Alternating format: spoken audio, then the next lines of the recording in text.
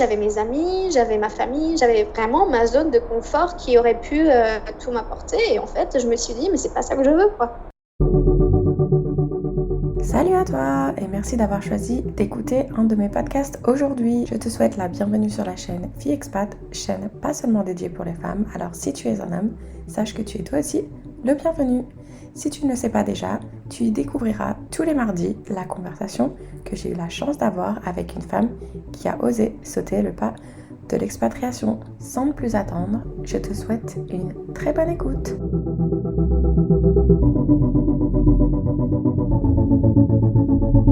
Comme promis, me voilà aujourd'hui avec une nouvelle invitée à qui je vais tout de suite laisser la parole pour qu'elle puisse se présenter à toi. Moi, je suis Oriane, j'ai 30 ans, je viens d'avoir 30 ans et je vis dans un petit village à côté de Sélestat, donc au centre Alsace. Et avant ça, j'ai vécu 4 ans dans la ville de Concepción au Chili et je suis rentrée en fait il y a approximativement 3 mois en France. Ok, donc là, au moment où on enregistre ça, on est au mois de novembre 2020. Donc du coup, C'est ça. tu es rentrée en été, c'est ça? Je suis rentrée à la fin de l'été, le 15 août exactement. Ok. Avant que tu partes, on va revenir à l'époque, au moment où tu as pris la décision de partir. Est-ce que tu peux nous rappeler qui tu étais à cette époque? Alors j'étais une jeune professionnelle, je venais de finir mes études. Donc j'avais un parcours déjà assez tourné vers l'étranger puisque moi j'ai fait une licence en espagnol parce que je pensais au départ faire soit prof de français, donc FLE à l'étranger, en Espagne, soit être prof d'espagnol en France. Donc j'ai pu partir entre ma licence et le master en Espagne pour faire une première expérience d'assistante de langue dans le cadre du CIEP. Donc c'est un programme européen qui permet des échanges entre étudiants de plusieurs pays. Et donc cette première expérience, je l'ai faite à Malaga, dans le sud de l'Espagne. Alors autant j'ai adoré les échanges culturels, enfin le fait de pouvoir connaître une nouvelle culture, de parler une autre langue couramment. Autant l'expérience en soi pédagogique, elle m'a pas du tout plu. J'ai pas du tout accroché avec l'enseignement. Je me suis rendu compte qu'au niveau patience, j'étais assez limitée. Et je me disais, en fait, je pourrais pas enseigner tous les ans la même chose à des élèves, en sachant que moi, j'avais en plus en face de moi une classe de 6e, une classe de 5e. Donc, généralement, c'était les parents qui les avaient inscrits à des cours de français parce qu'ils trouvaient que ça faisait bien sur le CV. Mais en soi, j'avais pas de gens intéressés en face de moi parce que je leur disais, et je me suis dit non, ça je peux pas. Donc j'ai fait en fait un master de gestion de projet culturel spécialisé en espagnol, donc avec les deuxièmes semestres qui se faisaient en Espagne à chaque fois. Donc ce qui m'a permis de repartir. Et à la fin de ce master complet de 2 ans, je suis rentrée à Strasbourg parce que je m'étais aussi inscrite à une formation plus, donc un master 2, qui s'appelle Politique et gestion de la culture à Strasbourg, qui est donnée par Sciences Po Strasbourg. Donc je ne savais pas du tout qu'il y avait cette formation-là. Et elle a pu en fait compléter tout ce que j'ai appris sur mon premier master, mais de manière beaucoup plus précise, avec un stage que j'ai réalisé en fait sur place, donc dans la ville de Strasbourg. Je l'ai fait au sein de la direction de la culture de la ville de Strasbourg. Donc j'étais au Shadok, la fabrique du numérique qui a ouvert en 2015 jusqu'en 2016. Et pour moi, c'était en fait l'occasion, comme ce qu'on a dit, d'ouvrir un nouveau cycle de 2 ans, de pouvoir reposer mes bases, d'acquérir de l'expérience professionnelle, de comprendre un peu comment ça se passe, le métier de gestion culturelle, parce que là, j'étais assistante de prod, en fait, dans cette structure. Et comme j'ai enchaîné les petits contrats, les CDD en contractuel, il y a eu un moment donné où j'ai pas pu, en fait, renouveler mon contrat. J'avais une période de latence de 6 mois, il me semble. Tous les 1 an, il faut laisser passer 6 mois quand tu travailles dans la fonction publique en tant que contractuel pour que en fait, ça se remette à zéro et que tu puisses après repartir sur un contrat externe. Et c'est vrai que moi, à ce moment-là, je pensais pas passer à un concours. J'avais vraiment envie de commencer à travailler et de toucher au concret. Et en fait, après 2 ans, je me suis rendu compte que l'espagnol me manquait énormément, que je commençais un peu à m'encrouter dans ma routine, que j'étais pas forcément heureuse. Et en fait, j'avais rien pour me retenir, c'est-à-dire que j'avais pas de copains, j'avais pas de prêt, J'avais pas de travail, j'avais mis de l'argent de côté, donc je me suis dit, bah tiens, c'est l'occasion de partir. Tu vivais encore chez tes parents, du coup? Non, j'avais un appartement à Strasbourg. D'accord, donc tu avais quand même une petite situation stable. Ah ouais, complètement.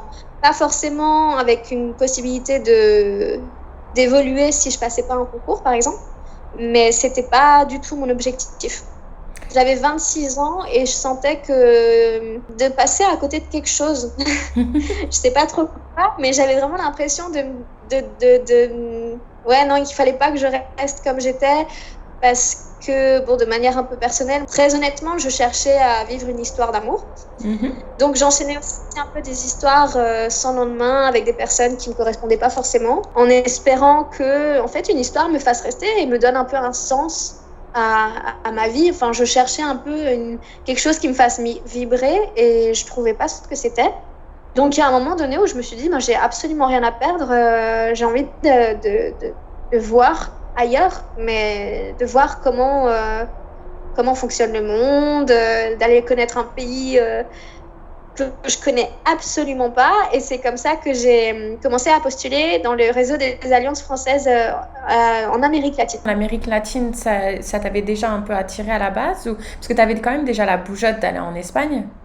Donc, tu aurais pu éventuellement retourner en Espagne. Oui, c'est ça. Alors, quand je suis allée en Espagne pour mon premier master, il y avait pas mal de personnes de ma promo qui sont allées faire leur stage, les 2 stages de première et deuxième année en Amérique latine. D'accord. Et moi, ça me tentait absolument pas, ça me faisait peur, je trouvais ça très loin. Je me disais, mais mon Dieu, il va leur arriver quelque chose.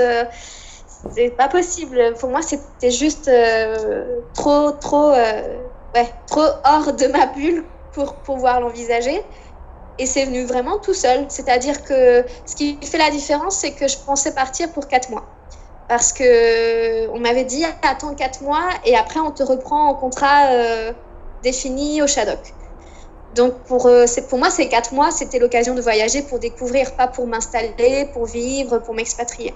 D'où, en fait, ma curiosité d'aller découvrir le continent sud-américain. Et pour ça, il fallait pour moi une expérience professionnelle. Donc, je proposais des candidatures spontanées pour un stage, même non payé, parce que je voulais juste ajouter une ligne, en fait, sur mon CV. D'accord. Et comment tu as trouvé justement l'alliance et où est-ce que tu envoyais justement toutes ces lettres ces CV et tout ça? Franchement, j'ai pris une après-midi. Je crois que j'ai dû envoyer 150 lettres à toutes les alliances françaises d'Amérique latine. Parce que sur le site de la Fondation, tu as le répertoire de toutes les alliances françaises dans le monde. Et donc, moi, je me suis vraiment focalisée sur le continent Amérique latine.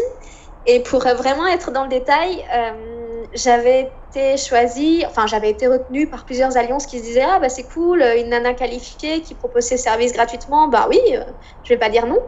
Donc, j'avais eu le Honduras. Là, c'était hors de question que j'y aille parce que c'est l'un des pays les plus dangereux. Donc, je me suis dit, ouais, non, comme première expérience, je vais quand même pas... je peux pas aller dans un truc aussi extrême. J'avais eu l'Argentine et j'avais retenu l'Alliance française de Valparaiso. Parce qu'en fait, moi, je regardais toujours la ville. Quand on me donnait une réponse positive, je regardais le niveau de sécurité et je regardais la ville en soi, comment elle était. Donc, Valpo... tout de suite, les maisons colorées, le téléphérique, je me suis dit, ah ouais, non, je vais là-bas.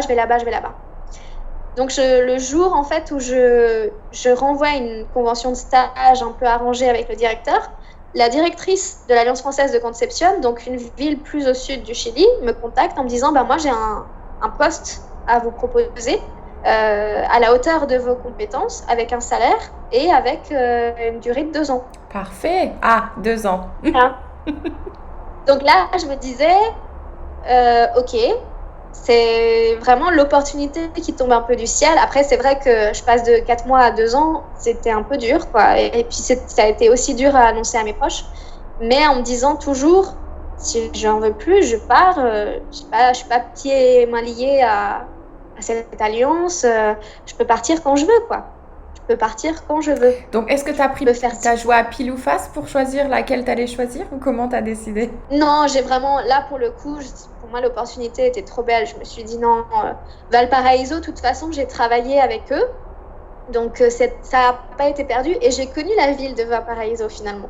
Et j'ai beaucoup plus eu à faire à Concepción qu'à Valpo, dans tous les cas. D'accord. Donc, j'ai pas... Franchement, l'instinct m'a tout de suite fait choisir Concepción et pas une seule fois, je m'en suis mordu les doigts. Voilà, mais je suis contente, tu l'as dit. Instinct, en général, on a du mal à se rendre compte qu'on a un instinct qui nous guide. Ah oui, ouais, non, mais là... Après, c'est vrai que c'était un peu...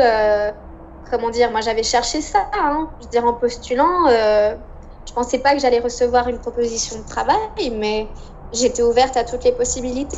Et après, je pense qu'il faut se fier à son intuition. Comme dit, le Honduras, ça aurait peut-être été une super expérience, mais moi, je ne voulais pas être dans un pays dangereux. Donc, c'est important de s'écouter pour se dire la décision, elle est mûrement choisie, elle est mûrement prise, et c'est les petites conséquences qui arrivent quand on arrive dans le pays même, quoi. Non, c'est sûr. Et du coup, tu disais ça n'a pas été facile pour l'annoncer à ta famille. Est-ce qu'on peut revenir là-dessus?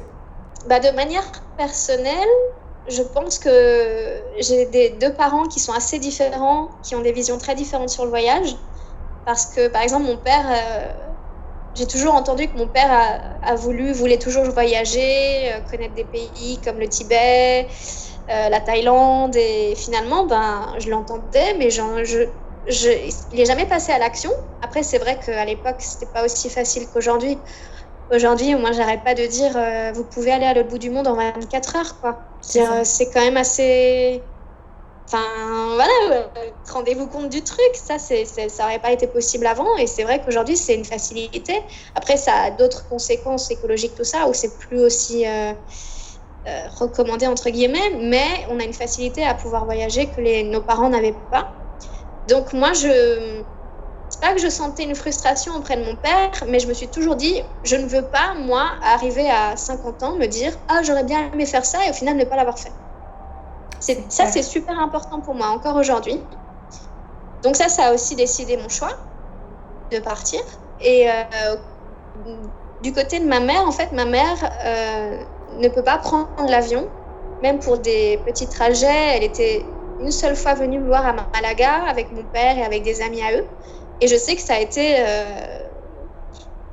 été super dur pour elle de prendre l'avion. Et puis, je l'ai reconnue après. C'est-à-dire que je me rendais compte qu'elle le faisait pour moi, quoi. Que c'était pas facile et que c'est pas quelque chose que je pourrais attendre d'elle à chaque fois. La peur, c'est ça?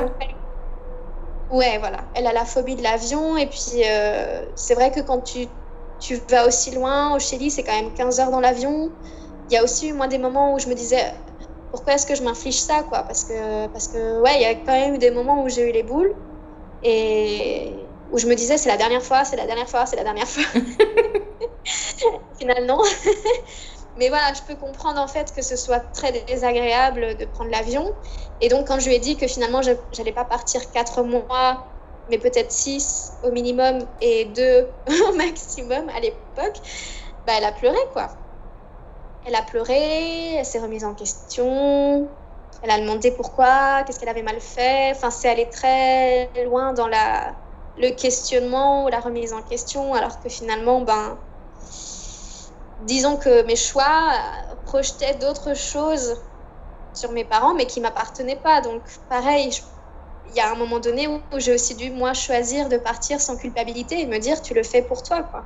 Oui, pour toi. Ça n'a rien à voir avec ce qu'ils ont fait ou pas fait, en fait. Voilà. Ou mal fait, ou bien fait, ou pas assez. C'est pas lié à eux.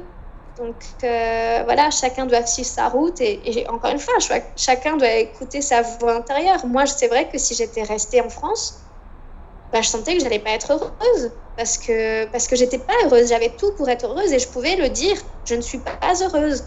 J'ai tout ce que vous dites qu'il me faut, c'est-à-dire que j'ai un travail. Bon, ok, c'est pas un CDI, mais il était très bien payé. Je faisais un peu ce que j'aimais aussi. J'avais la possibilité de vivre en travaillant dans la culture, ce qui est pas... Enfin voilà, on m'a toujours dit que c'était pas le domaine où j'allais crouler sur l'or. Et puis, ouais, j'avais mes amis, j'avais ma famille, j'avais vraiment ma zone de confort qui aurait pu tout m'apporter. Et en fait, je me suis dit, mais c'est pas ça que je veux, quoi. Surtout qu'il y a du bon vin dans ta région. En plus, ouais, mais le Chili aussi, hein. Ah, mais non, c'est vrai, j'avoue, j'en ai déjà vu, il est pas mal. L'argument du vin n'est pas suffisant. Moi, je sais, mais je vais quand même poser la question pour ceux qui nous écoutent. Est-ce que tu as des frères et sœurs? Oui, j'ai un frère jumeau qui s'appelle Gauthier et qui a aussi 30 ans, du coup, comme moi. Voilà, donc pour lui, comment s'est passée l'annonce? Bah, je dirais que il a été peut-être surpris. Il me l'a pas dit directement. Je pense qu'il y avait un côté une incompréhension aussi de sa part, de se dire bah, pourquoi aussi loin, pourquoi aussi longtemps, le pourquoi quoi. Qu'est-ce que de quoi je peux avoir besoin là-bas que je n'ai pas ici. Et surtout, comment est-ce que je peux être capable de laisser les gens que j'aime vivre sans moi. Donc que ce soit ma famille, aussi mes amis. C'est vrai que pour moi, c'était important, comme je l'ai dit un peu avant, de couper un lien pour savoir qui j'étais, enfin qui je suis, quoi. Quelle est la femme que je veux devenir, qu'est-ce que je veux construire, quelle est ma façon de penser, sans être influencée par d'autres personnes.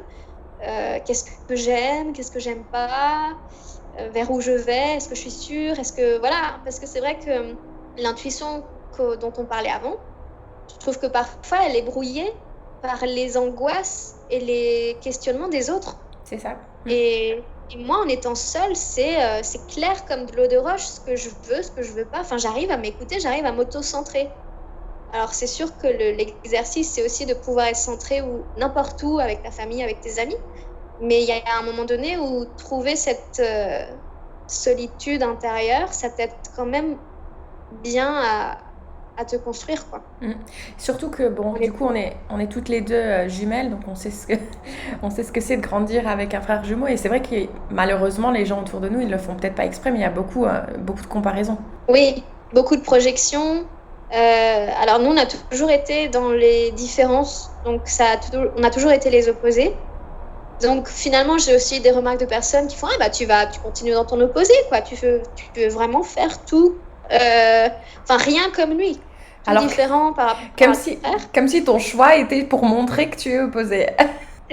C'est ça. Donc du coup, je leur disais ouais, et je viendrai me poser en France quand lui il décidera de partir s'expatrier. Génial comme réponse. Je pense comme tout, tu vois.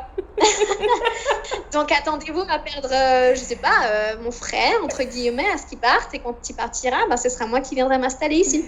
C'est fou ça. C'est tout ce que j'ai trouvé comme réponse. Mais je me suis dit, bon, peut-être que s'ils le retournent comme ça, ils comprendront un peu ce que ça veut dire. Parce que voilà, finalement, c'est pas parce qu'on est... Enfin, je veux dire, on peut avoir des frères et sœurs avec qui on est aussi très très proches sans être forcément jumeaux. Et chacun a ses particularités et chacun fait sa route, quoi. Donc, je pense que c'est aussi important de le respecter quand on est juste deux et que malheureusement, on est déjà le miroir l'un de l'autre quotidiennement, ce qui n'est pas forcément évident. Mm-hmm. Donc, voilà, moi, j'avais envie d'être mon propre miroir. C'est ça. Ça sonne un peu perché, mais je peux pas le dire autrement, quoi. C'était exactement ça. Et du coup, il s'est passé combien de temps entre le moment où tu as annoncé et au moment où tu allais partir? Est-ce que tu avais quelques mois, quelques jours, quelques semaines? C'était très court parce que je suis partie le 5 octobre 2016 et en fait, je l'ai appris peut-être le 19 septembre. Ah oui, très court. Ouais. J'étais préparée à partir parce que je cherchais depuis juillet parce que mon contrat à la ville de Strasbourg s'est terminé en juillet. Donc, j'attendais des réponses pour partir et le coût du billet d'avion dans ces délais-là, ça ne me posait pas de problème parce que j'avais vraiment un budget qui incluait que ça pouvait aller jusqu'à 1 000 €. Mais ouais, je suis partie en l'espace de quelques jours et j'avais déjà rendu mon appartement. C'est ce que j'allais te demander. J'avais déjà mes affaires. D'accord. J'étais revenue vivre chez mes parents parce que mon contrat s'arrêtait. Bon, j'allais pouvoir toucher le chômage. Mais je me disais, il faut que je mette de côté, quoi. D'accord. C'est important quand même de reconnaître qu'il y a un moment donné, on va peut-être devoir avoir besoin de ses parents et que vivre chez eux pendant quelques temps, ça permet justement de mettre de côté et de pouvoir partir plus rapidement parce que du coup, tu n'as pas besoin de vendre tes affaires, de rendre ton appart, tout ça, c'est déjà fait. Après, c'est vrai que déjà, c'était une bonne transition parce que ça te permet de revenir un peu au nœud en disant, bon, bah ça, c'est ce que je vais réellement quitter. Hein, parce que... C'est vrai que moi, j'ai toujours été très, très matérialiste. Donc, il a fallu apprendre à me défaire de mes affaires. Et toutes mes affaires sont venues dans ma chambre, en fait, chez mes parents. Donc, j'avais des meubles partout, c'était le bordel. Et je savais pas, en fait, quand est-ce que j'allais pouvoir les reprendre. Donc, ce bordel-là était censé être temporaire aussi. Mais c'est vrai que la transition d'avoir passé quelques temps chez eux avant de partir, moi, j'en garde... Enfin, c'est des moments qui sont ancrés, quoi, parce que c'est tellement important. Moi, je me souviens que les derniers jours, je crois que j'étais à une semaine avant le départ, j'ai fêté mon anniversaire parce que je suis née le 24 octobre et je partais le 5. Donc, en fait, le 4, mes amis m'ont fait une soirée d'anniversaire en avance pour fêter un dernier anniversaire ensemble. Sympa. Ouais, c'était chouette. Et en fait, j'étais vraiment en mode zombie aussi parce que je sais pas pourquoi ni comment, mais moi, je me mets en général en mode hermétique, c'est-à-dire que je ressens plus d'émotions pour éviter de souffrir. D'accord. Après, je suis triste, c'est dur, mais je sais pas, je me mets un filtre en fait. Je me mets un filtre où je pense tout de suite à l'action, je me mets dans l'action.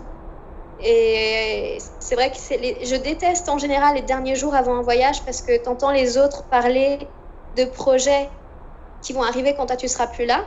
Donc toi t'as le cul entre deux chaises en disant j'en entends parler mais je serai plus là et en même temps je sais pas ce qui m'attend. Donc un peu d'angoisse mais je m'arrête pas là-dessus en fait. Et c'est ça qui a aussi fait que je suis toujours arrivée à partir assez facilement. Je sais pas, c'est qu'il y a un moment où je me détache, quoi.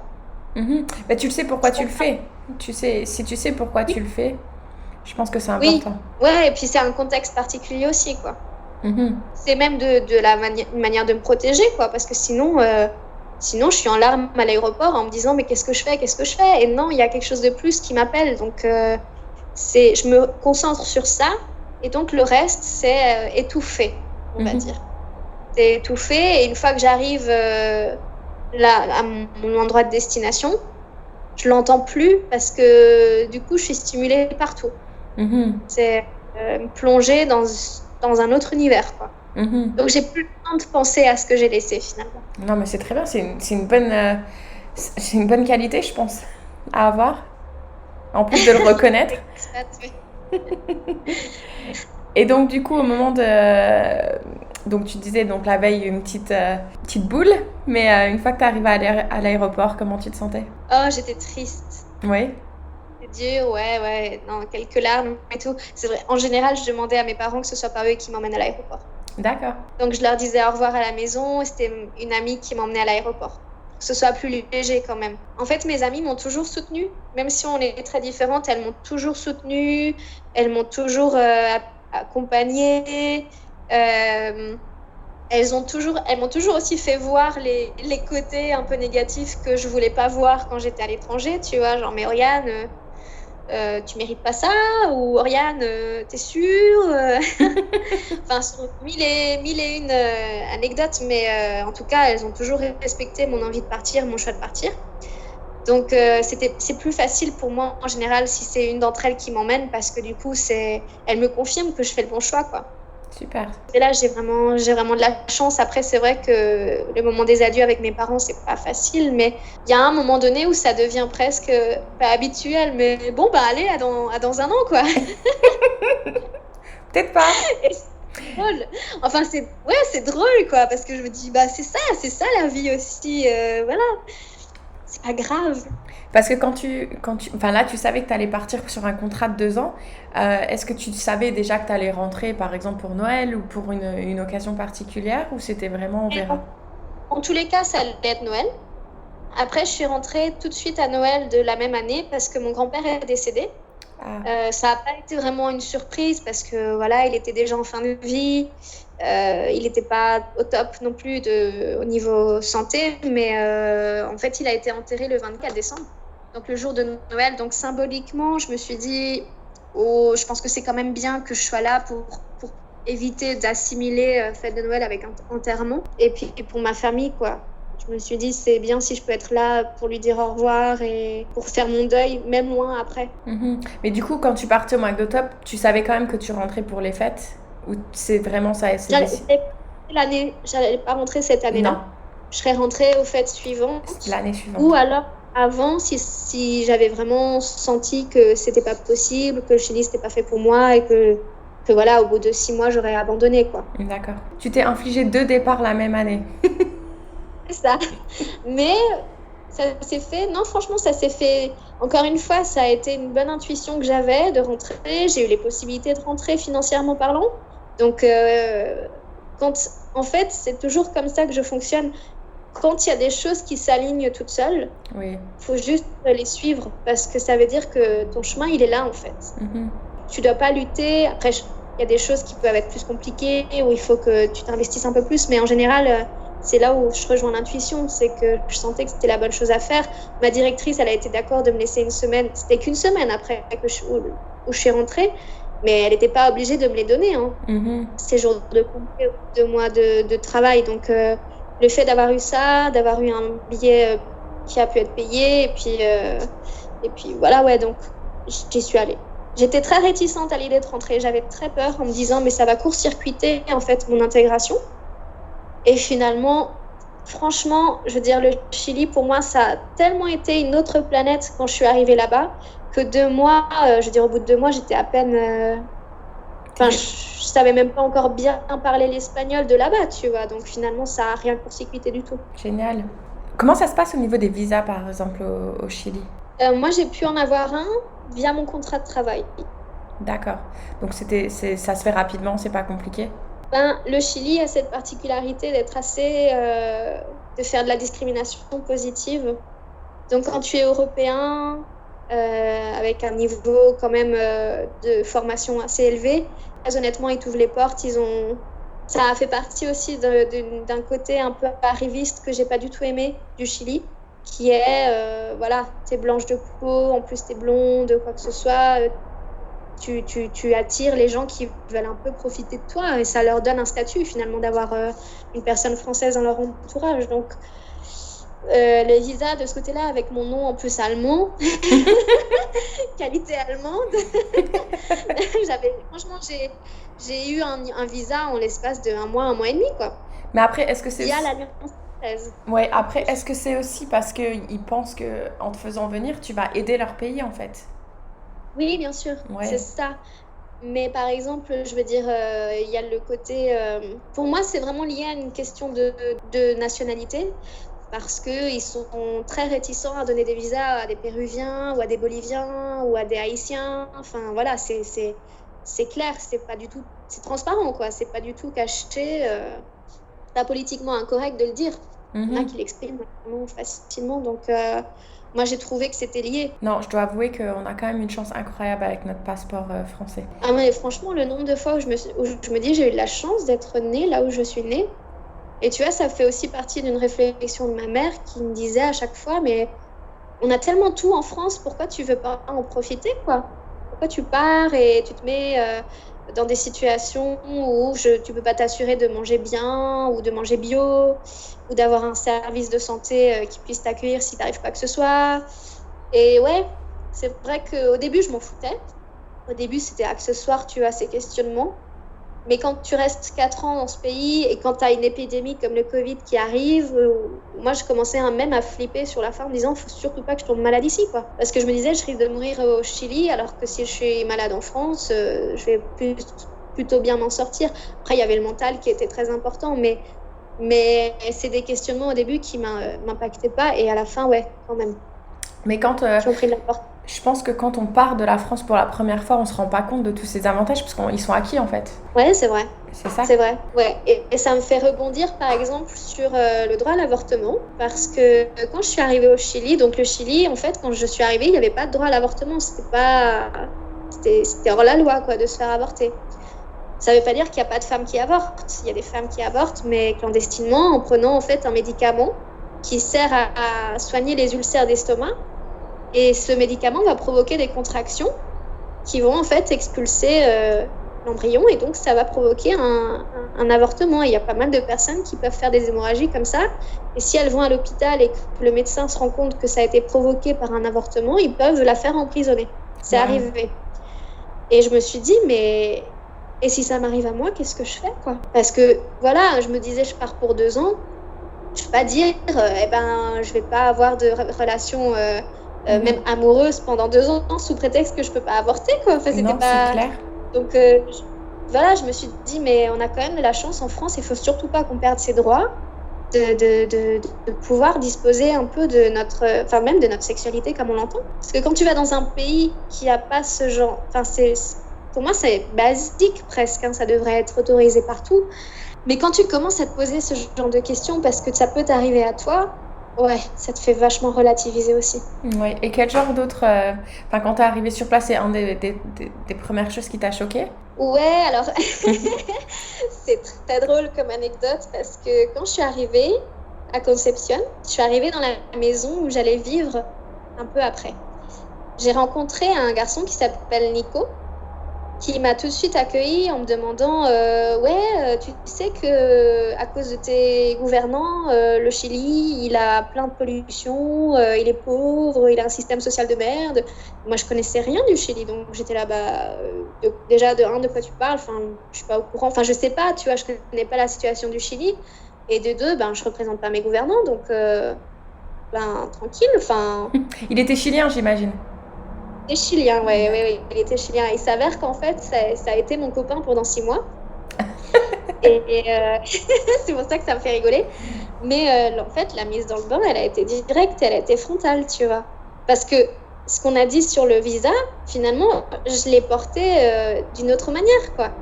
Je représentais un peu, tu sais, le premier monde, la colonisation. Enfin, voilà, on m'a quand même collé des casseroles qui ne m'appartenaient pas à moi directement, mais que j'ai un peu dû payer pour l'histoire du pays, tu vois. Enfin, ça a été aussi assez dur. Même si après, les gens qui ont commencé à me connaître, ils savaient très bien faire la part des choses, mais j'étais là, qu'est-ce qui se passe? What the fuck? Enfin, de quoi tu me parles?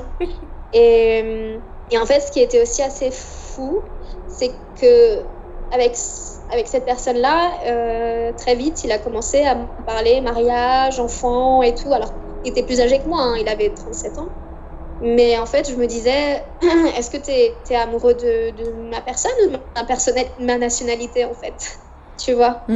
Ça aussi. Et jamais je m'étais posé ce genre de questions avant. Et quand tu commences tu te dis, est-ce que je suis en train de psychoter ou est-ce que je me pose les bonnes questions et tout? Enfin, voilà. Donc, ça m'est vraiment arrivé. Ça doit pas être évident, ça. Donc, tu penses que, ouais, c'était ça? C'était ton passeport? Il y avait ça aussi. Il y avait pas que, mais il y avait de ça. Et au début, quand je connaissais pas les codes chiliens, je pense que j'étais quand même entourée de personnes qui voulaient être avec moi parce que j'étais française, pas parce que j'étais orientale, quoi. Donc, ça m'a... Franchement, aujourd'hui, quand j'y pense, je suis moins amère qu'au moment où ça m'arrivait. Et ça m'a vraiment mis un radar pour reconnaître un peu les personnes bien intentionnées et intéressées. Ouais. Bon, j'espère qu'ils t'ont quand même fait passer du bon temps et te montrer le pays et la culture. Oui, également. Mais c'est vrai qu'en fait, c'est vrai que ça, c'est quelque chose que je dis tout le temps. Je suis très critique avec le Chili, mais j'aime tellement ce pays. Et toutes mes critiques ne sont pas dirigées envers les Chiliens. Elles sont dirigées envers le gouvernement et envers une histoire qui fait que c'est pas de leur faute, quoi. Juste pas de leur faute. Ils ont tellement morflé pour tellement de raisons politiques, historiques, écologiques, financières, bref, tout ça, que ils sont comme ils sont aujourd'hui à cause de ça, quoi. C'est pas voulu, c'est pas mal intentionné consciemment, je pense. Non, c'est clair. Et l'art espagnol, est-ce qu'il ressemblait beaucoup à l'espagnol d'Espagne ou c'était quand même bien différent? Ah, c'est le pire. C'est vrai? C'est le pire d'Amérique latine, ouais. On dit que les Péruviens, ils parlent le mieux l'espagnol, le castillan, tu sais, d'Espagne. Et en fait, au Chili, ils parlent très... comme l'accent andalou un peu, c'est-à-dire qu'ils avalent les mots et ils coupent sur la fin. Mais le plus difficile au Chili, c'est qu'ils ont des modismos, et ça, ce sont des néologismes en fait de leur propre langue qu'ils inventent eux-mêmes et que du coup ils appliquent quotidiennement, quoi. Ils ont un espagnol qui s'est quand même vachement appauvri parce qu'ils utilisent beaucoup des mots qui veulent dire trucs, choses et tout, et qui déclinent en substantif, en adjectif, en verbe, et donc il y a par exemple une phrase qui veut dire attends, comment je pourrais la traduire? Le mec le mec magouille des trucs, bah, eux, ils vont dire El weon, weon, weon. Et la seule manière de distinguer les 3 mots, c'est qu'il y a des déclinaisons de sons différents sur les 3 mots, tu vois. D'accord. La phrase bateau qui te montre qu'on te donne, toi, en tant qu'étranger, quand tu arrives au Chili, en te disant, ouais, fais gaffe parce que ça va être compliqué. Et toi, comment tu t'en es sortie du coup? Oh putain, au début, j'arrivais pas à parler par téléphone. J'arrivais pas. Je comprenais rien. J'étais là, mais c'est pas possible. Enfin, je pensais quand même avoir un bon niveau en espagnol. C'est pas la première fois que je pars dans un pays hispanophone. Oh, mais rien. Et je me souviens, quand je suis arrivée en fait à Concepción, j'ai tout de suite commencé à travailler. Les 2 jours après, j'étais déjà sur le projet de la fête de la musique qui devait avoir lieu fin novembre. Donc j'avais des devis en fait à valider pour la date, à confirmer auprès des fournisseurs. Et là-bas, le verbe cancelar, ça veut dire à la fois payer et ça veut dire à la fois annuler. Oh waouh! Donc, ouais, donc. Et moi, je savais pas ça. Donc, quand j'appelais un fournisseur pour dire oui, je valide ce devis-là, il me fait ah, donc vous allez le cancelar. Et moi, je comprenais donc vous allez l'annuler parce que cancelar en Espagne, ça n'a qu'une seule signification, c'est annuler. Je dis ah bah non, je vous dis que je veux le valider, donc je vais pas l'annuler. Oui, mais donc il faut le cancelar, donc il faut le payer. Quoi. Je dis là, mais vous n'écoutez pas ce que je vous dis. En fait, ça crée des putains de malentendus où j'étais au téléphone et je me désespérais. En fait, à chaque fois, je disais ah oui, c'est ça, oui, tout à fait, blablabla, et je faisais genre, j'avais compris. Et je crois que jusqu'à ma dernière journée, mais peut-être ma dernière année, il y avait des moments où je comprenais rien, je faisais genre ouais, c'est ça, et tout, ouais, c'est ça. Et quand parce que j'étais trop fatiguée, je comprends pas. Du coup, tu travaillais pour l'Alliance française, donc est-ce qu'il y avait d'autres expats français? Il y a personne qui t'a essayé de te prévenir, attention, il y a quelques mots. Ici quand même, enfin. Non, pas sur des choses aussi précises, mais ouais, par exemple, aller acheter une carte SIM. Quand j'y repense, c'est tellement drôle. J'y serais pas arrivée toute seule. Hein. Je te jure, j'avais tellement une appréhension. Je veux dire, s'il avait fallu que je le fasse tout seul, je l'aurais faite. Mais je demandais quand même à des gens français de m'accompagner qui vivaient déjà sur place. Il y avait 3 personnes, dont 2 personnes qui vivaient déjà à l'Alliance, enfin qui travaillaient avec moi à l'Alliance, plus une Française dans la maison dans laquelle je vivais. Qui vivait aussi depuis longtemps au Chili, donc finalement elles m'ont accompagnée sur certains trucs, savoir où faire mes courses, même payer avec des pesos chiliens parce que moi je savais pas. Tu vois, tu as des monnaies différentes entre les mains, tu captes pas tout de suite combien il faut que tu donnes, tout ça, donc elle m'aidait à pas me faire avoir forcément. Et ouais, ça a été intéressant. C'est rigolo. J'étais tellement petite, quoi. J'ai presque envie de. Oh, trop mignonne. La pauvre. Mais tu as réussi. Tu as très bien réussi. Ouais. Donc si j'ai réussi à le faire, ça veut dire que tout le monde peut le faire. Je pense, mais ouais, enfin. Ça me donne la foi pour les prochaines expériences, en fait. C'est clair. Et du coup, est-ce que tu as dû passer un permis de conduire ou quelque chose sur place ou pas la peine? Ah non, ça fait 4 ans que j'ai pas roulé. D'accord. J'ai eu mon permis en 2013 et j'ai conduit... J'avais pas de voiture ici pour moi, donc je roulais déjà très peu à la base, mais j'ai pas voulu parce qu'au Chili, en fait, ils respectent pas le code de la route. Imagine, ils peuvent avoir leur permis au bout de 20 heures de conduite et sans passer de code avant. D'accord. Et à quel âge? 18 ans quand même? Ouais, 18 ans. Quand même. Mais voilà, ils payent quoi, 500 € je crois, leur permis. Donc j'aurais pu en fait. Mais déjà de base, j'avais pas tellement confiance sur la route. Et non, pour moi, ils n'ont jamais eu d'accident grave de la route parce que je pense qu'ils maîtrisent tous le même code. Donc ça marche. Mais je crois que j'aurais été trop dangereuse pour eux. Non, je me suis dit non. Voilà. Donc du coup, tu faisais tout à pied, c'est ça? Ouais, mais après Concepción, c'est une petite ville. C'est vraiment une bonne transition. C'est un peu comme Célesta. C'est une bonne transition entre une ville de campagne et quand même une grande ville qui commence à se développer, mais tu peux faire le centre-ville à pied en une demi-heure, quoi. Quand je vivais dans cette maison, je mettais 25 minutes à pied pour arriver à mon boulot. Et puis après, quand j'ai déménagé dans mon appartement du centre-ville, j'étais à 10 minutes à pied. Donc, D'accord. j'avais pas besoin. Et puis, il y a des microbus qu'ils appellent micros qui circulent en permanence. Bon, par contre, les micros, je les ai jamais vraiment comprises parce qu'il n'y avait pas de plan clair. Ça me fait rire, purée, quand je pense à ce Chili. Les minibus qui traversaient le centre-ville avaient des trajets fixes, mais il n'y avait pas de site internet pour les donner. Donc, en gros, il fallait que tu montes dans n'importe laquelle qui indiquait un peu une destination et poser la question au chauffeur, est-ce que tu passes bien par ce croisement de rue et tout, tu sais, un peu comme à New York où tout est perpendiculaire. Donc, c'était soit oui, soit non, soit la personne, elle t'orientait vers non, il faut que tu prennes le numéro tant et tant qui se trouve à l'arrêt tant et tant. Mais au bout de 4 ans, je te jure, je pouvais pas prendre une micro toute seule parce que à chaque fois, je me serais trompée, quoi. C'est vraiment une logique très différente de la nôtre. Et du coup, aujourd'hui, t'en rigoles, mais est-ce que t'en rigolais au moment où tu te trompais ou est-ce qu'on te disait non?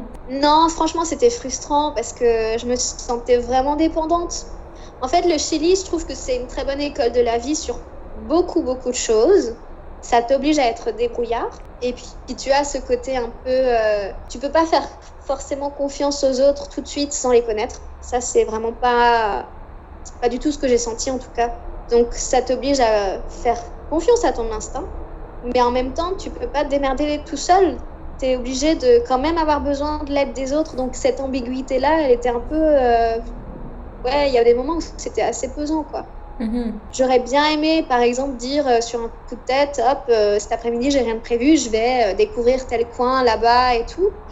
Et je pouvais pas non plus le faire parce que il y avait quand même des coins un peu craignos où toi, en tant que jeune fille, que tu sois blanche ou blonde ou chilienne, si t'es seule, tu n'y vas pas, quoi. Et parfois, c'est des zones un peu que tu dois traverser en minibus avant d'arriver à ta zone de destination. Mais pour moi, c'était prendre un risque un peu inutile. Donc, je le faisais pas. Donc, c'était... Ouais, il y a ce côté un peu frustrant qui faisait que je dépendais toujours de quelqu'un, en fait, pour pouvoir y aller. Quand j'y pense, ça, c'est chiant aussi. Ouais, c'est ça. Non, c'est clair. Bah, c'est bien que tu en rigoles aujourd'hui. Et, Et du coup, t'étais partie pour un contrat de 2 ans, mais il me semble que t'es restée plus longtemps que ça. Donc, qu'est-ce qui s'est passé? Ouais, effectivement, signé. Alors, j'ai eu 2 mois de... Comment on appelle ça? De test. Ah, de test? De préavis? Voilà. Et donc, j'ai signé mon premier contrat le 1er janvier de 2017 jusqu'à 2019. Et en 2019, j'ai eu un nouveau directeur qui est arrivé et qui m'a proposé un CDI. Wow. Et ce nouveau directeur-là était vraiment très chouette. Donc, j'ai accepté en sachant que lui, il était expatrié, il était détaché du gouvernement français. C'était la dernière personne à être détachée sur ce poste-là de direction. Et donc, il avait son contrat, lui, qui allait se finir en septembre 2000... Attends, je te dis quoi? Non, en 2020. Donc, je savais que j'allais encore rester au moins pour travailler avec lui jusqu'en septembre 2020.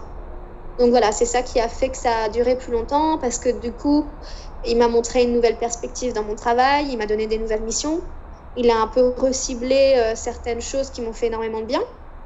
Et puis, entre-temps, moi, j'avais déjà commencé une relation, en fait... avec un Chilien qui s'appelle Leandro. Et en fait, j'avais juste pas du tout envie de partir. J'avais trouvé mes marques. J'avais fait mon réseau de contacts et d'amitié, surtout, et d'amis, enfin, de personnes qui sont devenues super proches. Donc, j'avais pas du tout envie de penser à autre chose, de rentrer en France. C'était à des années-lumière d'un projet quelconque. Alors, quand on a commencé notre conversation, tu m'as dit que quand tu étais à Strasbourg, tu ne te sentais pas heureuse. Est-ce qu'à ce moment-là, tu dirais que tu te sentais heureuse? Ouais, il y a eu un moment où vraiment, je me suis sentie à ma place. Et ça, c'est quelque chose que j'avais jamais senti avant. Ça a été après la 2e fête de la musique que j'ai organisée toute seule, où j'ai pu déployer le double d'événements... Enfin, pour t'expliquer un peu, la fête de la musique qu'on organisait à l'Alliance française de Concepción, c'était un peu le bébé de l'ancienne directrice parce que c'est elle qui l'avait instauré. Concepción, c'est une ville qui musicalement est très développée aussi, même si elle est petite. Donc, se faire une place dans ce milieu-là, c'était pas gagné. Donc, elle y est arrivée via la fête de la musique. Elle a eu des super bonnes réceptions. En plus, elle a réussi à organiser ce projet sans soutien financier, hormis un fonds régional qui était à hauteur de 1 000 €. Donc, pour faire une fête de la musique, 1 000 €, tu payais les fiches techniques et tu ne pouvais pas payer les artistes. Donc, déjà, de faire comprendre ça à des artistes étrangers, c'était un travail de fou. Et donc, quand moi, je l'ai fait avec elle, donc sa dernière édition à elle, c'était en 2016. Donc, il y avait 5 scènes dans la ville de Concepción, entièrement gérées par l'Alliance, donc elle et moi. Et ça a duré toute une journée. Ça a duré le 21 novembre 2016 parce qu'on a ajusté au 21 juin, 21 novembre, solstice d'été au Chili, parce qu'en juin, c'était impossible de le faire là-bas. Il pleuvait, c'est le plein hiver. Enfin, voilà, tu peux pas le faire en format français. Et donc, moi, en 2017, je me suis retrouvée toute seule parce qu'on a été sans direction pendant 1 an à cause de lenteur administrative au niveau de la France. Et en fait, la fête de la musique, je l'ai fait avec 8 points.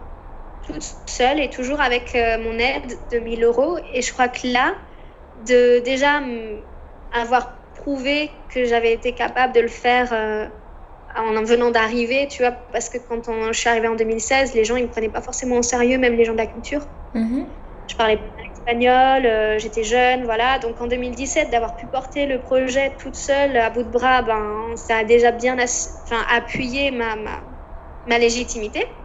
Et ça a fonctionné, quoi. Et je me souviens, la fête après cet événement-là qu'on a fait avec les bénévoles, avec les gens de l'Alliance, avec mes amis, qui sont restés les mêmes personnes que j'ai quittées en 2020. Je me suis dit, waouh, c'est trop cool. J'étais trop...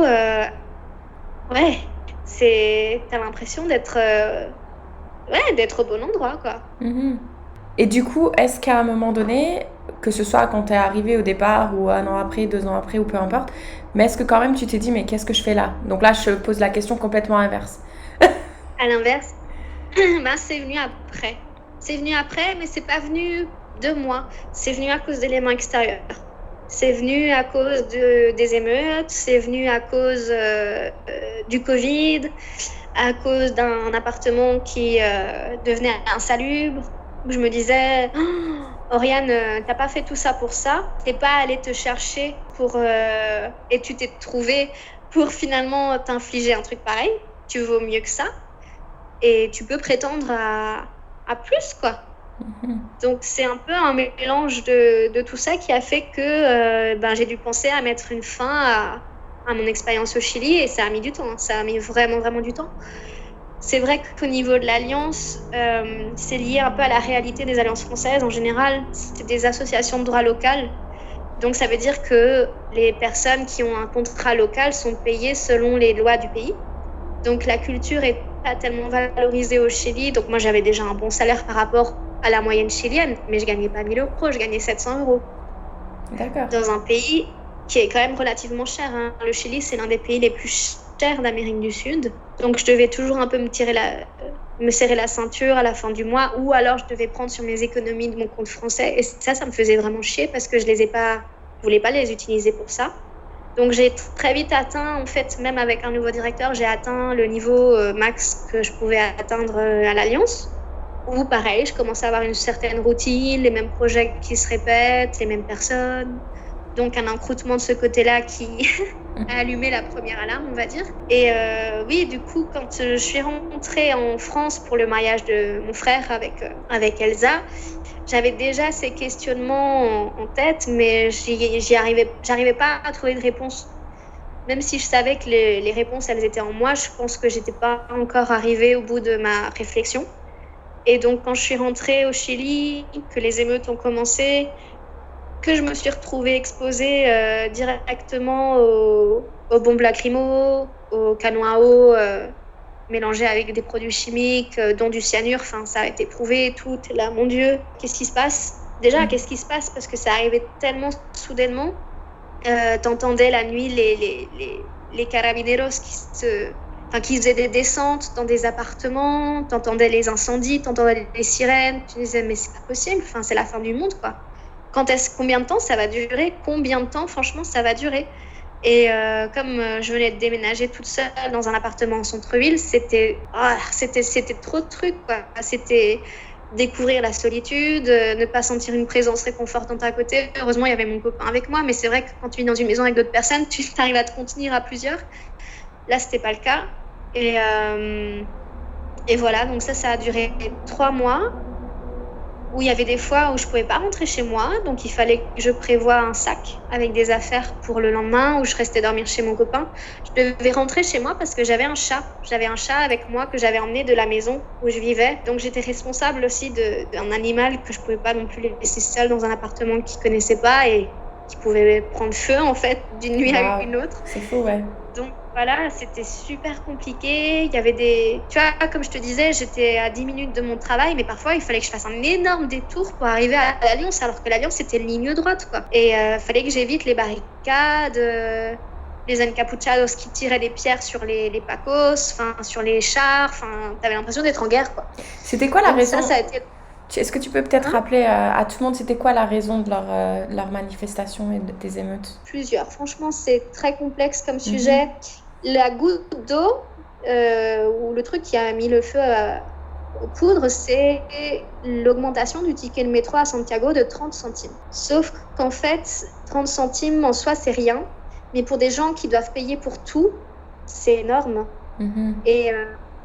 moi, ce que j'explique un peu du Chili par rapport à ce que moi j'ai compris et ce qu'on m'a expliqué aussi, parce que j'ai aussi eu... Moi, je me suis pas tellement rapprochée d'expatriés français au Chili, c'est pas ce qui m'intéresse en général. Moi, je préfère être avec des locaux, des autochtones, pour comprendre réellement la situation du pays et puis la mentalité et les codes. Et il s'avère que le Chili a vécu une dictature de 1973 avec le coup d'État. Donc déjà, de base, un coup d'État, ça reste dans les mémoires de manière assez violente. Après, il y a eu une grosse vague de répression, avec beaucoup de morts, beaucoup de disparus. Et quand la dictature s'est arrêtée en 89, via un premier référendum, il n'y a pas vraiment eu d'amnistie ou de valorisation de la mémoire aux disparus. C'est-à-dire, on couvre tout et puis on fait une démocratie. Et surtout, on fait une démocratie basée sur un système néolibéral qui venait de Chicago. Parce que dans les années 70, il y a des économistes chiliens qui sont allés se former à Chicago et qui ont ramené leurs théories pour les appliquer au Chili. Donc le Chili, c'était vraiment le cobaye d'un système financier néolibéral, quoi. Donc tout privatisé. Donc, en fait, ça veut dire que pendant 30 ans, la santé, l'éducation, les retraites, tout était privatisé. Et tu rajoutes à côté de ça, pas de loi de l'avortement, pas de reconnaissance de la communauté gay et LGBT, des féminicides, le machisme, la présence de l'Église très, très, très répressive. Donc, en fait, ça fait qu'il y a un moment donné, ça allait exploser, c'était sûr. Et il fallait rien. Donc, 30 pesos, finalement, c'est rien, mais ça a mis en lumière tout ça. Et je suis vraiment restée je rentre pas dans le vif du sujet parce qu'il y a d'autres... il y a la cause des Mapuches, tu vois, les Indiens originaires du Chili qui sont réprimés. Il y a l'expropriation des terres, la pollution. Il y a beaucoup d'installations d'entreprises étrangères qui privatise l'eau. Le Chili est le seul pays au monde, ça il faut que je le dise, c'est le seul pays au monde où l'eau est privatisée. Tellement d'injustices sociales font qu'à un moment donné, c'est proportionnel à la violence qui s'est exprimée, quoi, et qui m'a touchée. Enfin, pour moi, c'était pas possible. Ça m'a touchée de le vivre, mais encore aujourd'hui, je me dis, mais il faut que je le dise, il faut que moi je l'explique parce que c'est tellement important.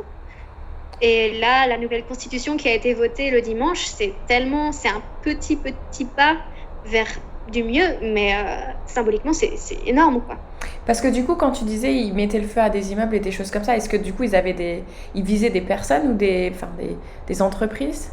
Non, ils ont principalement visé les grandes marques qui ont été exonérées d'impôts et qui ont été exonérées de taxes et qui bénéficient en fait à 6 grandes familles du Chili qui sont les plus riches, dont le président, dont fait partie le président Piñera. Donc c'est symboliquement les symboles, il n'y a plus de confiance dans les institutions politiques, même les banques, il y a le chômage, il y a la retraite, mais c'est des sociétés privées, donc du coup tout ça c'est parti en fumée.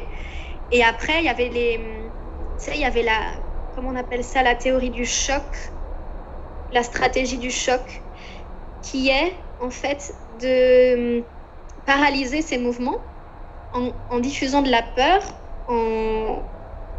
en général, c'est des vagabonds ou des personnes qui sont très, très en bas de l'échelle sociale qui profitent de ce genre de mouvement pour foutre encore plus la merde.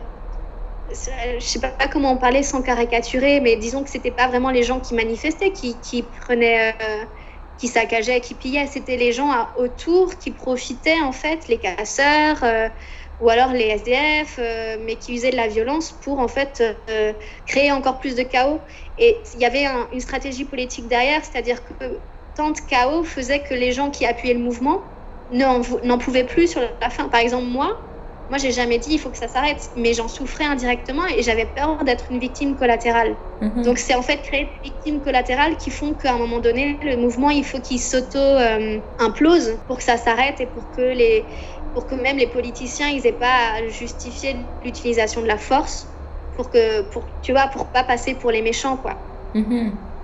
C'est incroyable de me dire que toi, tu as vécu tout ça et nous, on n'en a pas entendu parler une seule fois. Ouais. Justement, ça va faire partie aujourd'hui, grâce au confinement, j'ai décidé de faire un blog en fait pour vraiment expliquer tout ça, traduire. Je veux pas l'écrire de mes propres mots parce que je me sens pas trop légitime.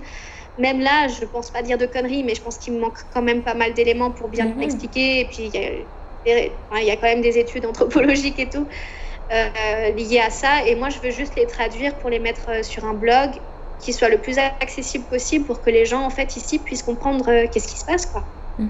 Parce que c'est vrai qu'il n'y a pas vraiment de diffusion à l'étranger, c'est vrai, hein. Non, ouais. Très, très ciblé, peut-être sur des sites qui parlent vraiment de la situation chilienne, mais avec des termes peut-être pas forcément... Enfin voilà, qui sont peut-être trop anthropologiques ou trop sociologiques, je sais pas. J'ai envie de faire ça pour que je puisse continuer à faire un pont entre la France et le Chili, quoi.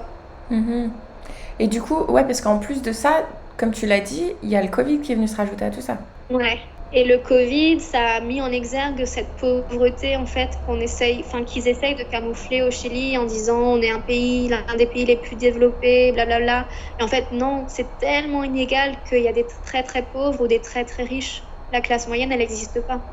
Moi, j'étais vraiment dans les moins pauvres, mais je veux dire, mon train de vie, encore une fois, si j'avais pas eu mon compte français pour m'aider, j'aurais pas pu. Et il y a des gens qui peuvent avec moins que moi, quoi. Oui, parce que du coup, une question que je t'ai pas posée, au niveau de l'assurance santé, ça se passait comment pour toi? Alors, j'avais une assurance minimale par mon contrat, qui était chilienne. Et puis, hormis l'année 2020, j'ai pas pris d'assurance à côté, mais sinon, je souscrivais à une assurance française. D'accord. Qui, entre nous, n'a jamais pris en charge quoi que ce soit de ce que je lui avais envoyé. Mais sinon, j'avais quand même ça, quoi. Est-ce que tu veux ne pas la recommander, du coup? Attends, c'était quoi? C'était la MSH internationale. D'accord. Je ne mettrai pas le lien dans le podcast, du coup. Voilà, exactement. Non, je ne le recommande pas. Après, bon, on me disait, oui, c'est comme toutes les assurances. Voilà, je suis là, ouais, bon, ok, mais c'est pour ça qu'en fait, en 2020, ça rassurait mes parents que j'en ai une. Et moi, en 2020, je me suis dit, non, c'est mort, je vais pas encore mettre de l'argent là-dedans, quoi. Est-ce que tu aurais des conseils à une personne qui souhaiterait justement aller s'installer au Chili? Passez par moi. Sans problème. On pourra mettre tes infos dans la description. Voilà, exactement. Après, j'avais été en contact avec une Française qui voulait venir pendant le mois d'août, où j'avais fortement déconseillé de venir parce que, il y a un climat un peu instable. Donc, il faut déjà se préparer à ça, c'est-à-dire avoir au moins quelqu'un pour l'accueillir sur place. Un contact, quelqu'un qui peut la guider, je dis elle parce que je pense que ce serait peut-être plus adressé à une fille. Bien se renseigner sur la situation même au niveau de la ville, hein, parce que ce qui se passe à Santiago ne se passe pas forcément à Concepción. Il y a pas mal de concurrence entre Santiago et le reste du pays, parce que Santiago c'est une ville qui centralise beaucoup et il n'y a pas les mêmes problématiques non plus. Donc du coup, moi je dirais aujourd'hui ne pas aller à Santiago parce que ça craint un peu. Après le reste du Chili, ouais. Et puis se rapprocher d'une institution française, que ce soit l'ambassade ou une alliance française, rien que pour créer un lien, se renseigner. À l'Alliance française de Concepción, il y avait moi qui étais française sur la fin, hein, et le directeur. Et puis les autres collègues étaient locaux. Donc finalement, elles avaient aussi leurs propres recommandations à donner que toi en tant que Française ou même Française installés depuis longtemps ne pensent plus à donner. Donc je trouve que c'est bien de se rapprocher des institutions de son propre pays. Et du coup, Et tu les contactes comment? par Internet, par Ouais. Facebook. Les réseaux sociaux, ça marche super bien. D'accord.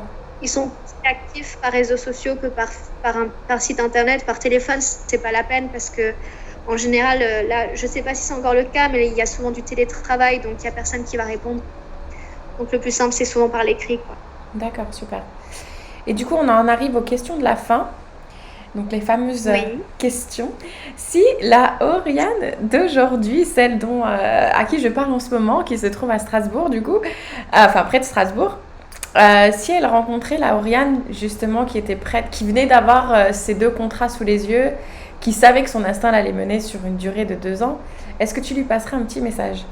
Je kiffe trop cette question. Ben, oui et non. Déjà, je dirais non pour qu'elle puisse se surprendre elle-même. Parce qu'au final, ça s'est très bien passé. Et comme dit, je pense que je me suis sentie bien accompagnée par ma bonne étoile pour que je vive pas une expérience traumatisante. Tu vois, j'ai pas été... si j'ai vécu, par exemple, des vols, ça m'est arrivé. Et puis des situations qui me seraient peut-être pas arrivées si j'étais restée en France. Mais dans tous les cas, je m'en suis bien sortie. J'ai pas perdu en intégrité physique ou en grosse somme d'argent. Donc, je pense que de ce côté-là, je lui dirais pas d'apprendre à se faire confiance parce qu'elle peut faire confiance. Enfin, ça fait déjà partie d'elle. Mais je pense que j'aimerais lui dire que je suis fière d'elle et que ce n'est que le début. Et je pense que quelque part, je le fais déjà parce que je m'adresse souvent des petites rétrospectives, souvent quand je fête mon anniversaire, parce que chaque année, ça change.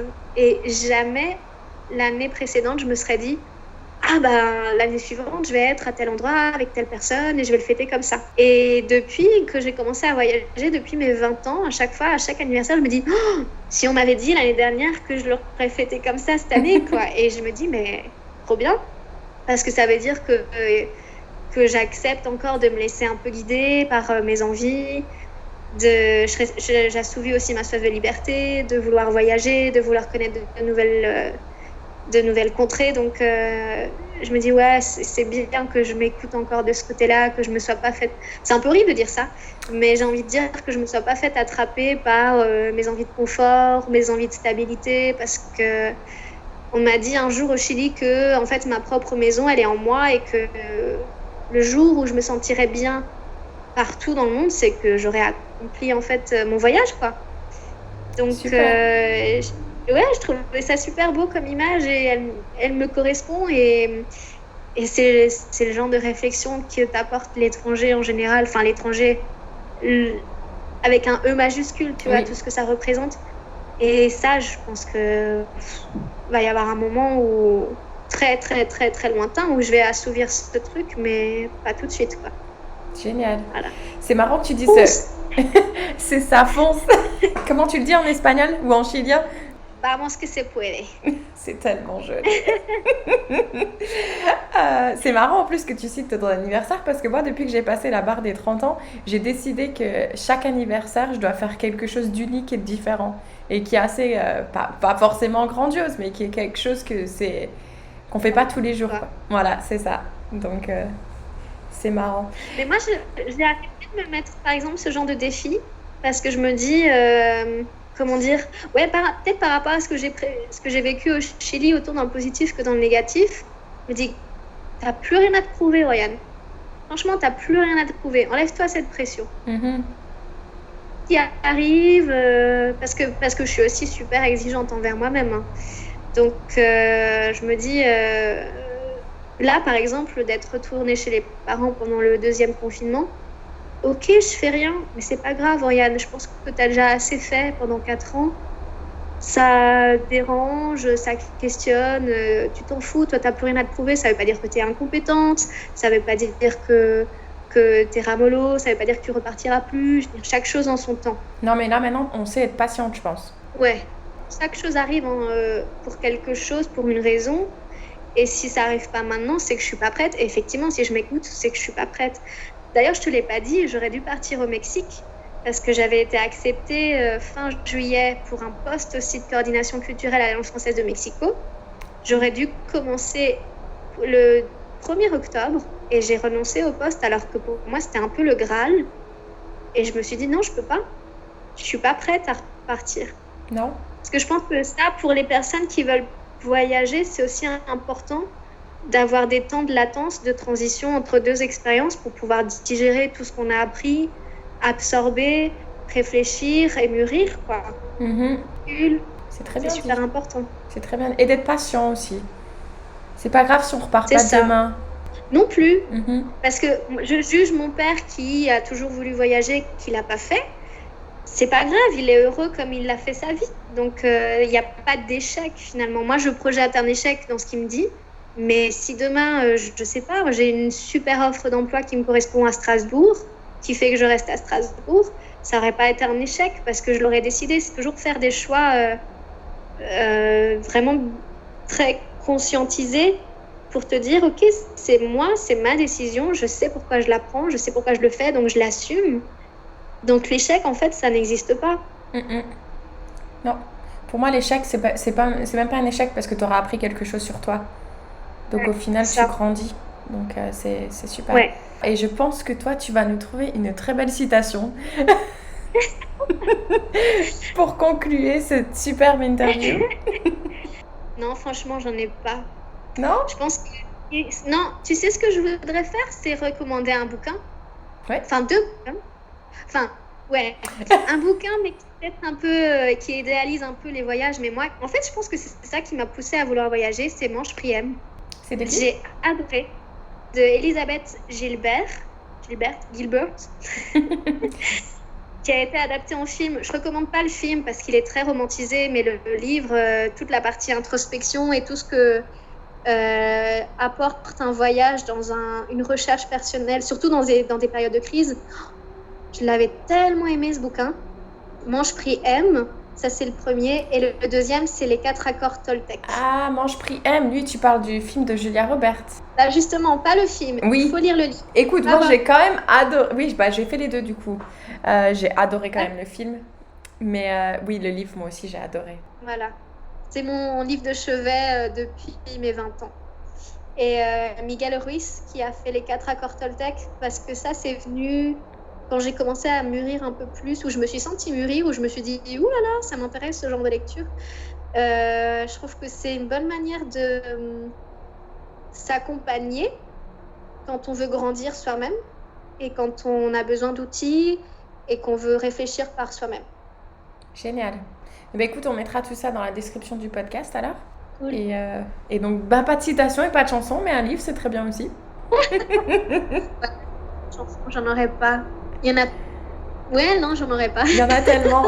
Pour quelqu'un qui organise des fêtes de la musique, c'est quand même assez drôle, ça. Ah ouais. Mais j'ai mis sur... Génial. Eh ben, écoute, merci beaucoup d'avoir partagé tout ça avec nous. C'était vraiment top. Et puis, on te souhaite... Merci à toi. Moi, je te souhaite plein de bonnes choses pour la suite. Je suis sûre qu'on sera toujours en contact de toute façon. Et puis, merci de nous avoir fait voyager au Chili. Avec un panorama qui est peut-être pas très positif en ce moment, mais en tout cas, c'est un pays qui est... En fait, moi, j'ai toujours dit, Concepción, c'est la conception. Et je me suis toujours posé la question, pourquoi je suis arrivée dans une ville qui s'appelle Concepción. Et je me suis dit, mais c'est pour me concevoir moi. Et ça a vraiment bien fonctionné. Enfin, aujourd'hui, je peux dire que c'est exactement ce que j'ai vécu. Et c'est ce que j'ai souhaité à toutes les personnes que j'ai connues de là-bas quand je suis partie. C'est le moment pour vous de vous concevoir et de vous concevoir au niveau d'un pays. Sans vouloir être auto-centré, mais je veux dire, c'est un pays qui a tellement de potentiel. Et je n'en ai pas parlé, mais le niveau spirituel là-bas, il m'a ouvert les yeux sur tellement de choses que j'y retournerai. C'est sûr que j'y retournerai. Parce que voilà, j'ai l'impression, juste pour fermer, que j'ai un peu pointé ce qui m'avait touchée négativement, mais je ne serais pas devenue celle que je suis aujourd'hui si j'étais pas partie au Chili. Génial. Bon, moi est-ce que je dois dire que ma première ville, ça s'appelait Münster ou pas? Pas mal. C'est vachement. Okay. Ça va me faire réfléchir sur cette note. Franchement, ça n'arrive pas pour rien. Je suis sûre que c'est des signes qui sont là pour montrer quelque chose. Eh ben écoute, je vais y réfléchir, mais bon, Manstar, du coup, ouais, c'est intéressant. Je prépare la tienne, hein, depuis le d'arrivée. C'est plus profond.